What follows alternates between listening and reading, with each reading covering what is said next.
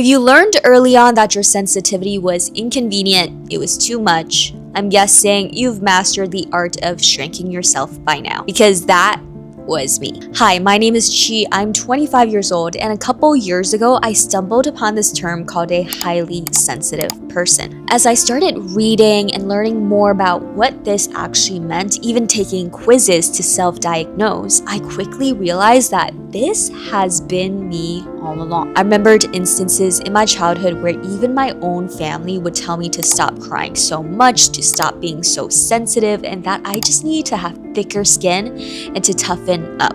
And in Burmese, we have this saying called "Ati makan shui bagan," which is basically saying you are this golden plate that nobody can touch. And so they would always say that to me, meaning I was just way too sensitive. Also, I recall being so frustrated for some reason with my sibling because he would do this repetitive sound with his feet and I would just get so annoyed and blow up at him.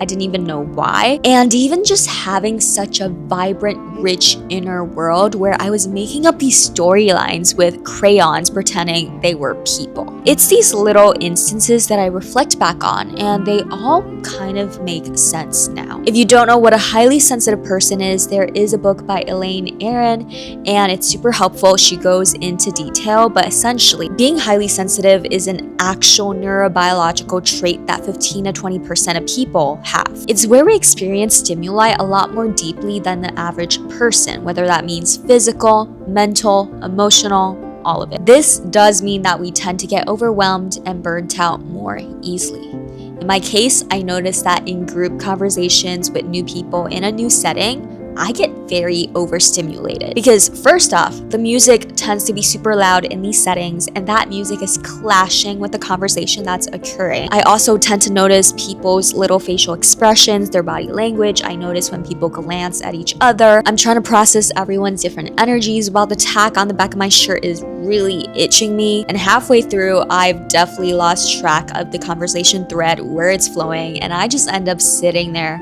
nodding along. Obviously, I do want to clarify not all highly sensitive people are introverts. They're extroverts as well, and everyone's experience being highly sensitive is very different too. But on the flip side, this trait does come with its own gifts. We tend to be more creative, more empathetic, and we are more highly attuned to other people's needs. And at the end of the day, being highly sensitive is a neutral trait, and it's honestly just how our systems are wired. However, I did not know any of this growing up, so I genuinely just thought something was wrong with me. I felt like my sensitivity was just way too much, while at the same time, I felt like I wasn't enough. I wasn't tough enough. I wasn't thick-skinned enough. And so what did I do? I tried to hide all of it. I people pleased, I performed being the good daughter, the good girl, always obedient and agreeable, no conflicts, and I truly learned to hide my own sensitivity. Because if you think about this logically, in an environment where it was inconvenient to express my true emotions,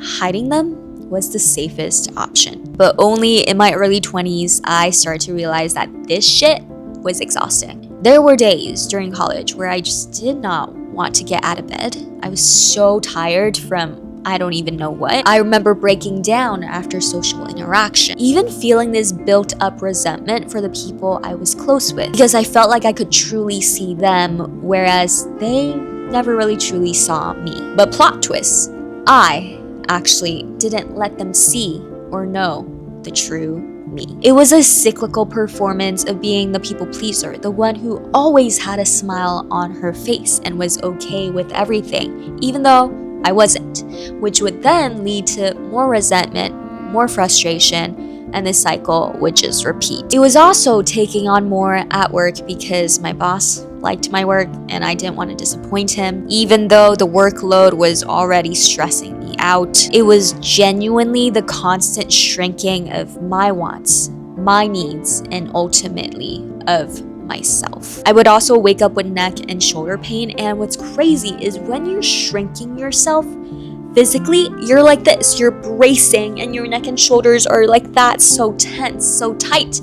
So no wonder I was waking up with all this pain. Anyway, for the past couple years, I've been unlearning all of this while learning how to return back to my authentic self and to embrace my sensitivity. And for me, this has been through plant medicine. It has been through somatic work. Last year, I tried out Kundalini activation process, which really got the stuck emotions out of my body, and even deciding to go to the Hoffman process retreat 6 months ago, which now that I'm thinking about it has truly transformed my life for the better. I have a full video on that if you're curious, by the way. But most importantly, it has been through the small moments in my life, such as confronting someone because I felt uncomfortable and they were disrespecting me, even though I did it in a shaky voice. It meant hopping on a call with my boss who loved my work and wanted to promote me, and then telling him, actually, I'm quitting because I can't do this anymore. Or even giving myself permission to express my sadness, my frustration, expressing my anger with zero shame.